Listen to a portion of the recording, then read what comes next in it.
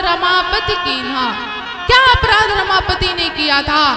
तब भोले बाबा ने कहा कि देवी, एक बार नारद जी आकाश मार्ग से विचरण करते हुए जा रहे थे, हिमालय के ऊपर से जा रहे थे, तो हिमालय में बड़ा सुंदर उनको स्थान दिखाई दिया। तो हिमालय की कंदराओं में बैठ करके नारद जी ने सोचा कि थोड़ी देर में भजन कर लेता हूँ। भजन करते करते करते करते नारद जी की समाधि लग गई, ध्यान लग गया। अब ध्यान लग गया तो उनके ध्यान के परिणाम स्वरूप, नारद जी के ध्यान के परिणाम स्वरूप इंद्रलोक हिलने लग गया। जब इंद्रलोक हिला तो देवराज इंद्र को चिंता हो गई कि फिर लगता है कोई असुर मेरा इंद्रासन लेने के लिए तपस्या करने लगा। उन्होंने देवताओं को भेजा कि जाकर के पता करो कि अब कौन तपस्या कर रहा है। तब देवता आए तो उन्होंने देखा कि ये तो नारद जी तपस्या कर रहे हैं। देवराज इंद्र को पता चला। देवराज इंद्र ने कहा कि अब नारद जी को भी मेरे इंद्रासन से प्रेम हो गया, उनके जैसा संत भी अब मेरा इंद्रासन लेना चाहता है। उन्होंने कहा कि नारद जी की तपस्या को भंग कर दो। सारे देवता आए लेकिन नारद जी की तपस्या को भंग नहीं कर पाए। सभी देवता नतमस्तक होकर के नारद जी की सराहना करने लग गए, प्रशंसा करने लग गए कि धन्य है नारद जी, आपके जैसा तपस्वी मैंने आज तक नहीं देखा। जिस कामदेव के आने से भोले बाबा की तीसरी नेत्र खुल गई थी, उनकी तपस्या भंग हो गई, आज वो भी आपके सामने हार गए। आपने तो तपस्या में, ध्यान में भोले बाबा को भी पीछे कर दिया। जैसे ही देवताओं ने नारद जी की सराहना करी तो नारद जी की समाधि टूट गई। देखिए, सदैव अपने जीवन में एक बात स्मरण रखिए कि हमें ज्यादा किसी की सराहना के चक्कर में नहीं पड़ना चाहिए। अगर कोई हमारी प्रशंसा कर देना तो पहले अपने आप को सोचना चाहिए क्या हम उस प्रशंसा के पात्र हैं कि नहीं हैं। क्योंकि जब प्रशंसा होने लगती है, कोई अगर 4 घंटे पूजा करता हो और उसकी प्रशंसा हो गई, अरे आप तो बड़े भगत हैं, आप तो 4 घंटे पूजा करते हैं, आपके जैसा भगत पूरे गांव में नहीं है, पूरे क्षेत्र में नहीं है, तो जो भगत जी होंगे ना, उनके मन में अहंकार आ जाएगा। अरे अब तो मैं सबके सामने भगत के रूप में आ गया, अब 4 घंटे की जगह क्यों ना 2 ही घंटे पूजा करा कर। अब तो सब जान गए कि मैं भगत हूँ, अब क्या करना है 4 घंटे पूजा करके। तो इस प्रशंसा से बचा जाए, ज्यादा हमें प्रशंसा में नहीं पड़ना चाहिए, क्योंकि जब प्रशंसा होगी तो मन में अहंकार आ जाएगा, और जब अहंकार आ गया उसी समय पर जो भगवान की हमारे ऊपर कृपा बरस रही है ना, तो अपने ऊपर अपने आप चली जाए। जब राम जी की सुग्रीव जी से मित्रता हुई और बाली जी का वध करने के लिए राम जी तैयार हुए, तो राम जी ने सुग्रीव जी को भेजा कि जाइए आप बाली से युद्ध करिए, पीछे से मैं बाली का वध कर दूंगा। क्योंकि राम जी ने अपने बल को सुग्रीव जी के अंदर भेजा था, तो सुग्रीव जी बलशाली हो गए, वे बाली से युद्ध में जीतने लग गए। तो उनके मन में अहंकार आ गया कि अब तो मैं इतना स्वयं बलशाली हो गया कि मैं बाली को मार दूंगा। अहंकार जैसे ही आया, राम जी समझ गए कि सुग्रीव जी के अंदर अहंकार आ गया, उसी समय पर अपने बल को बुला लिया वापस। जब बल को बुला लिया तो सुग्रीव जी बाली जी से मार खाने लग गए। जब मार खाने लग गए तो वापस आए, कहे नाथ आपने मुझे मार खाने के लिए भेजा था क्या? राम जी ने कहा सुग्रीव जी आपके मन में आया ना कि मैं बड़ा बलशाली हूँ, इसलिए मैंने सोचा कि जब आप ही बाली को मार लेंगे तो मेरे बल का क्या कार्य है। इसलिए अहंकार मत आने दीजिए, अहंकार आ जाएगा तो ठाकुर जी की कृपा आपके सर से चली जाएगी। आज नारद जी के अंदर अहंकार आ गया, परिणाम स्वरूप नारद जी अब सारी सृष्टि में बताने लग गए कि मैंने कामदेव पर विजय प्राप्त कर ली। सबसे पहले गए कहाँ? भोले बाबा के पास। नारायण नारायण करते हुए भोले बाबा के पास पहुंचे। भोले बाबा ने नारद जी से पूछा कि नारद जी किस कारण से आपका आगमन हुआ है, बड़े दिन बाद आप दिखाई दिए, कहाँ थे इतने दिनों तक? नारद जी ने कहा कि क्या करूं भोले बाबा, मेरी समाधि लग गई, ध्यान लग गया और देवता सारे डर गए, भयभीत हो गए। उन्होंने उन्होंने सभी को भेजा मेरी तपस्या भंग करने के लिए। और एक बात बताऊं भोले बाबा, कामदेव जी भी आए थे, वही कामदेव जी जो आपकी तपस्या भंग कर गए थे, वो भी आए थे, लेकिन वो मेरी तपस्या भंग नहीं कर पाए। भोले बाबा ने कहा ये तो बड़ी अच्छी बात है नारद जी, लेकिन मैं आपसे एक बात कहूं, आपके मुख से ना रामचरित अच्छा लगता है, ये कामचरित आपके ऊपर शोभायमान नहीं कर रहा, इसलिए आप तो राम जी की चर्चा करिए, ये काम की चर्चा मत करिए। नारद जी को लगा कि भोले बाबा मुझसे जलने लग गए कि मैंने उनको तपस्या में पीछे कर दिया, कहीं किसी को पता ना चल जाए तो मेरा मान घट जाएगा। नारद जी नहीं माने और गए श्री हरि के पास। श्री हरि ने भी वही कारण पूछा, नारद जी ने बताया। श्री हरि जान गए कि आज मेरे भक्त के अंदर अहंकार आ गया है, तो इसका निवारण भी मुझे को करना पड़ेगा। इसलिए श्री हरि ने एक माया का नगर बसाया, उसमें एक बड़ी सुंदर राजकुमारी विश्व मोहिनी नाम की राजकुमारी की रचना करी। ये विश्व मोहिनी और कोई नहीं, श्री हरि की माया थी। नारद जी उसी मार्ग से विचरण करते हुए जैसे ही विश्व मोहिनी पर नजर पड़ी, उनका भी मन हो गया कि मैं भी विवाह करूंगा।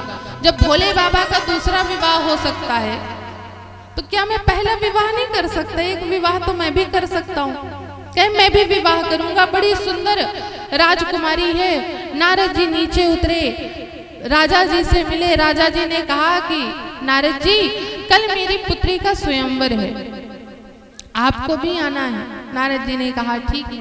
अब नारद जी ने सोचा कि अगर इस राजकुमारी से विवाह करना है तो राजकुमार बनना पड़ेगा। इस सन्यासी से, इस बाबा जी से कौन विवाह करेगा? तो नारद जी गए कहाँ? श्री हरि के पास, क्योंकि इस सृष्टि में सबसे सुंदर अगर कोई है तो वो श्री हरि है। श्री हरि की सुंदरता के आगे ना शिव जी भी मोहित हो जाते हैं। जब विश्व मोहिनी का, जब मोहिनी का अवतार लिया ना श्री हरि ने, तो भोले बाबा भी उन पर मोहित हो गए थे। इतने सुंदर है श्री हरि। श्री हरि की सुंदरता को देख करके नारद जी ने कहा, अगर मुझे इनकी जैसी सुंदरता प्राप्त हो जाए तो राजकुमारी मुझसे विवाह कर लेगी। श्री हरि के पास गए, कहने लगे नाथ, मुझे आपसे एक वस्तु चाहिए। श्री हरि ने पूछा कौन सी वस्तु चाहिए? तब नारद जी ने कहा कि मुझे एक दिन के लिए आप अपना चेहरा उधार दे दीजिए। अच्छा, आप लोगों ने पैसे उधार सुने होंगे, कोई वस्तु उधार सुनी होगी। किसी ने सुना है कि अपना चेहरा उधार में दिया जाता है कि लो भैया निकाल के दे दिया, कल हमें वापस कर देना। नारद जी कह रहे हैं कि आप मुझे एक दिन के लिए अपना चेहरा उधार में दे दीजिए, कल मैं आपको जैसा आपका चेहरा है वैसा ही मैं आपको वापस कर दूंगा। श्री हरि ने कहा ठीक है नारद जी, मैं दे दूंगा आपको चेहरा। नारद जी ने सोचा कि अब श्री हरि के जैसे मैं रूपवान हो गया। नारद जी आए थे सुंदर बनने की लालसा से, लेकिन श्री हरि ने उनको बंदर बना दिया। किसका मुख दे दिया? बंदर की आकृति का मुख दे दिया। अब लेकिन नारद जी को इस बात का पता नहीं। नारद जी ने सोचा कि मैं तो श्री हरि के समान रूपवान हो गया। बड़े सुंदर बन करके नारद जी पहुंचे स्वयंवर में, सभा में पहुंचे और जाकर के आसन पर विराजमान हुए। सब लोग उन्हीं को देख रहे थे। उनको लगा कि मैं इतना सुंदर हूं इसलिए सब मुझे देख रहे हैं। विश्व मोहिनी जी सभा में आई और सभा में जब आई तो यहाँ पर कहा गया है कि विश्व मोहिनी जी जिस लाइन में नारद जी विराजमान थे उस जगह से विश्व मोहिनी जी निकली ही नहीं। विश्व मोहिनी जी ने नारद जी की ओर एक बार दृष्टि उठा करके देखा नहीं। क्यों नहीं देखा? क्योंकि देखिए नारद जी एक संत हैं और विश्व मोहिनी एक माया है, और संत के सामने कभी माया नहीं आ सकती है। संत के सामने कभी माया नहीं आएगी। इसलिए नारद जी के सामने विश्व मोहिनी जी नहीं आई, वो किनारे से निकल गई। और उसी सभा पर श्री हरि विराजमान थे, तो विश्व मोहिनी जी ने श्री हरि के गले में वरमाला डाली और श्री हरि लेकर के अपनी माया को चल दिए। अब नारद जी ने जब ये देखा तो उनको बड़ा क्रोध आया। जब क्रोध आया तो उन्होंने कहा मुझ जैसे रूपवान को छोड़ करके राजकुमारी इस राजकुमारी के साथ चली गई। तब वहां पर भोले बाबा के दो गण श्रृंगी और भृंगी जी उपस्थित थे। उन्होंने कहा नारद जी आपको क्या लगता है, आप बड़े सुंदर लग रहे हैं। कहे हाँ मैं बड़ा सुंदर लग रहा हूं, इस सृष्टि में मुझसे सुंदर कोई नहीं है। श्रृंगी भृंगी जी ने कहा एक बार आप अपना मुख देख लीजिए। जैसे ही नारद जी ने अपना मुख देखा और जैसे ही बंदर की आकृति देखी, नारद जी बड़े क्रोध में आ गए। अब वे आकाश मार्ग से जाने लग गए कि आज मैं श्रीहरि को छोड़ूंगा नहीं। सबके साथ छल करते थे, लेकिन आज उन्होंने अपने इस अनन्य भक्त के साथ भी छल किया। आज वो मुझे मिल गए ना, तो या तो मैं उनको मार दूंगा या मैं उनको श्राप दे दूंगा, दो में से एक कार्य करूंगा। उसी समय श्री हरि जी एक तरफ माता लक्ष्मी को बैठाए, एक तरफ अपनी माया को बैठा करके चले आकाश मार्ग से। उन्होंने सोचा अगर नारद जी का क्रोध ठंडा हो गया तो जो काम मैं करने के लिए आया हूं वो नहीं हो पाएगा। इसलिए जहां से नारद जी जा रहे थे, सामने से श्री हरि एक और लक्ष्मी जी को बैठाए, एक और अपनी माया को बैठाए चले आए। जैसे ही नारद जी ने श्री हरि को देखा, कहने लगे आप बहुत बड़े कपटी हैं, आपसे बड़ा कपटी मैंने आज तक नहीं देखा। ये जो राक्षस कहते हैं ना कि आप बड़े छलिया हैं, सत्य कहते हैं। मैं तो समझता था कि मैं आपका इतना बड़ा सेवक हूं, लेकिन आपने उस बात को व्यर्थ कर दिया, झूठा कर दिया। आप मुझे अपना सेवक नहीं मानते, आप अपना मुझे भगत नहीं मानते तो मैंने आपसे एक ही वस्तु मांगी थी, वो भी आप नहीं दे पाए।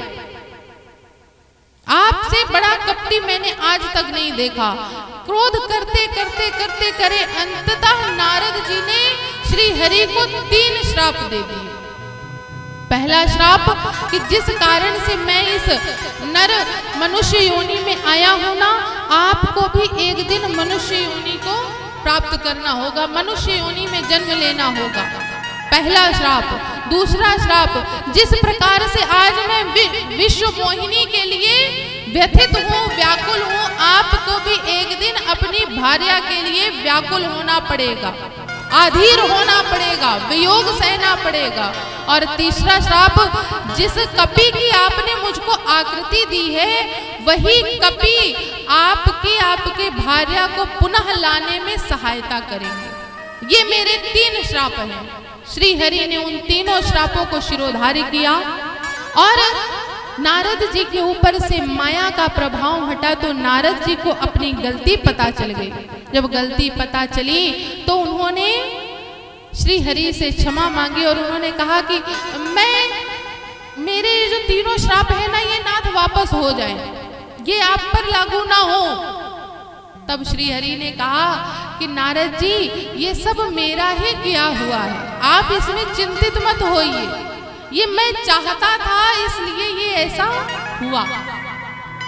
नारद जी ने कहा नाथ तब भी मुझे बड़ा पछतावा है, मुझे बड़ी ग्लानि है। तब श्री हरि ने कहा कि आपको अपनी अगर ग्लानि, अपना पछतावा, पश्चाताप करना है तो आप भोले बाबा के मंत्र का जाप करिए, उनका स्मरण करिए, आपके आत्मग्लानि समाप्त हो जाए। नारद जी यहाँ पर भोले बाबा का स्मरण करते हैं। ये देवी तीसरा कारण था राम जी के जन्म का। चौथा कारण स्वयंभू मनु और शत्रुपा, इस सृष्टि के सबसे पहले नर और नारी मनु जी और शत्रुपा जी अपना राज कार्य पूर्ण करने के बाद चौथी अवस्था में वो वानप्रस्थ अर्थात वन को गए। पहले हर उम्र का एक समय होता था कि इस उम्र में ये कार्य करना है, इस उम्र में ये कार्य करना है। अब तो हर उम्र में हर कार्य होते हैं। पहले जैसे चौथी अवस्था आ जाती थी ना, नाती पोते हो जाते थे, तो जो घर के बड़े बुजुर्ग होते थे वो अपने गुरुजी के आश्रम चले जाते थे या वन की ओर चले जाते थे भगवान का भजन पूजन करने के लिए। लेकिन अब देखा जाए तो सबसे ज्यादा माया जिनके नाती पोते हो जाते हैं ना, उन्हीं को सताती है कि हम चले जाएंगे तो हमारा नाती रोएगा, हमारे बिना रह नहीं पाएगा। कथा में हम 2 घंटे के लिए चले जाएंगे, उतने में हमारा नाती जाग गया तो फिर रोने लगेगा कि दादी कहाँ है, दादी कहाँ है। तो आजकल तो चौथे अवस्था में और ज्यादा माया सताती है, लेकिन उस समय चौथी अवस्था जब आती थी तो व्यक्ति गुरु आश्रम या कोई मंदिर में चले जाते थे भगवान का कीर्तन और भजन करने के लिए। उसी क्रम में मनु और शत्रुपा जी भी नैमिषारण्य वन में आए और समस्त ऋषि योगी संगत में भगवान का भजन किया। संतों ने उन्हें 12 अक्षरों का मंत्र दिया। कौन सा? हाँ, ओम नमो भगवते वासुदेवाय। ओम नमो भगवते वासुदेवाय। ओम नमो भगवते वासुदेवाय। ओम नमो भगवते वासुदेवाय। वासुदेवाय हरि नंदनाय। वासुदेवाय हरि नंदनाय। वासुदेवाय हरि नंदनाय। वासुदेवाय हरि नंदनाय। ओम नमो भगवते वासुदेवाय। ओम नमो भगवते वासुदेवाय। ओम नमो भगवते वासुदेवाय। ओम नमो भगवते वासुदेवाय। देखिए, इस 12 अक्षर से मनु और शत्रुपा जी को का तो कल्याण हुआ, लेकिन आप लोग भी चाहते हैं कि आप लोगों का कल्याण हो, तो हमारे साथ साथ आप लोगों को भी इस मंत्र का जाप करना है। कौन से मंत्र का? ओम नमो भगवते वासुदेवाय।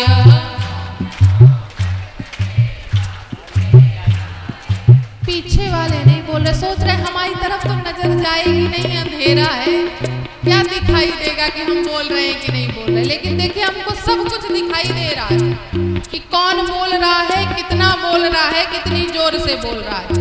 तो जिसको जिसको अपना कल्याण कराना हो वो इस मंत्र का जाप करेगा। ओम नमो भगवते वासुदेवाय।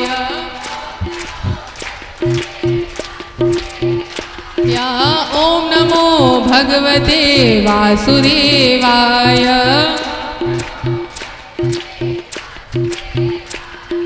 वासुदेवाय हरि नंदनाय। वासुदेवाय हरि नंदनाय। वासुदेवाय हरि नंदनाय।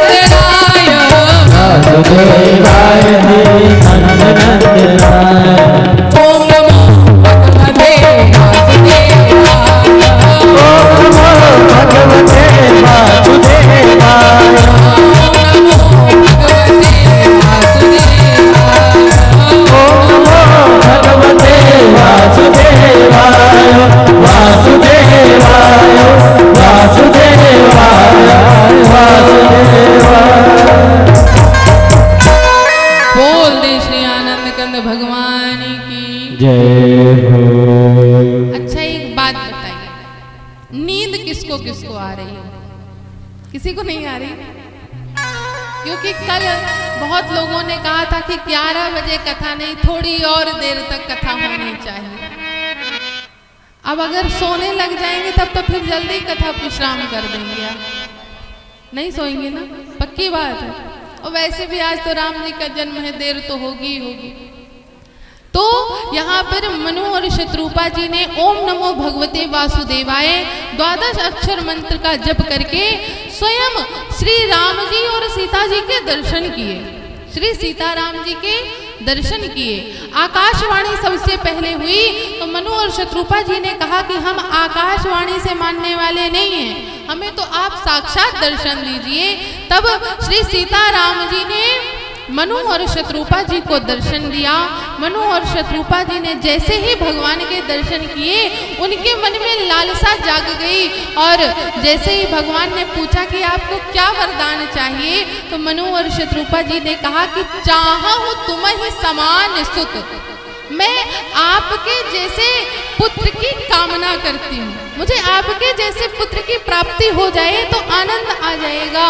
राम जी ने कहा कि अब मैं अपने जैसा कहाँ ढूंढने जाऊँ, इसलिए माता मैं स्वयं आपके घर जन्म लेकर के आऊंगा त्रेता युग में, जब आप दशरथ जी और माता आप कौशल्या जी के रूप में आएंगे तो मैं स्वयं आपके घर पर राम के रूप में जन्म लेकर के आऊंगा। और मैं अकेले नहीं आऊंगा, मैं अपने अंशों के साथ आऊंगा।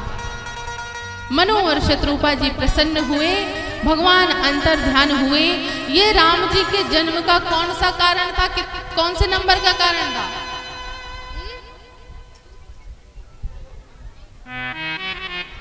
दूसरा, चौथा कारण था ये, भगवान के जन्म का ये चौथा कारण।